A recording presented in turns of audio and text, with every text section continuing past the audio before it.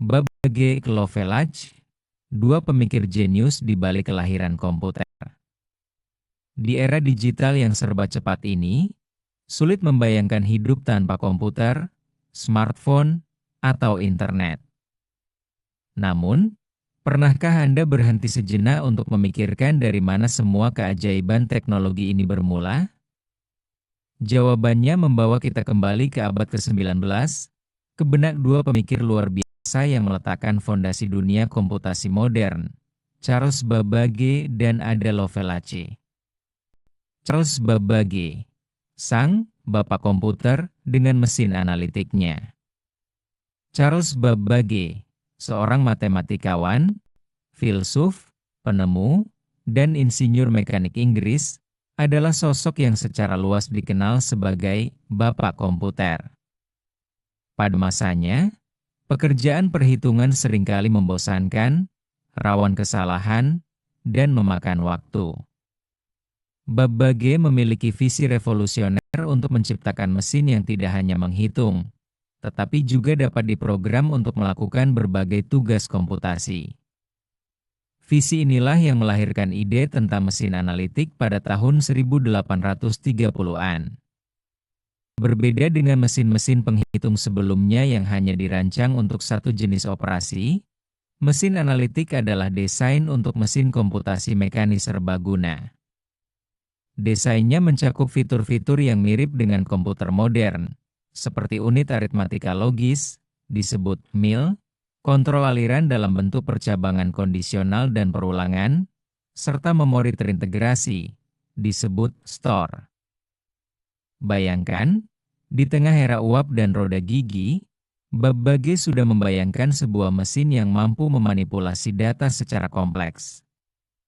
Meskipun mesin analitik tidak pernah sepenuhnya dibangun dalam masa hidup Babbage karena keterbatasan teknologi dan dana pada zamannya, desainnya adalah cetak biru konseptual yang sangat maju, mendahului zamannya hingga lebih dari satu abad.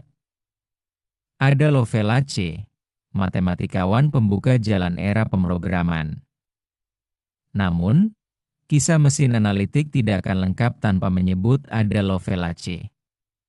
Putri dari penyair terkenal Lord Byron, Ada Augusta King, Countess of Lovelace, adalah seorang matematikawan ulung dengan pemahaman yang mendalam tentang potensi mesin analitik.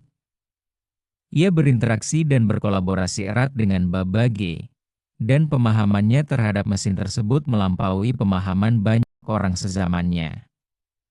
Pada tahun 1843, Lovelace menerjemahkan artikel tentang mesin analitik yang ditulis oleh insinyur Italia Luigi Federico Menabrea.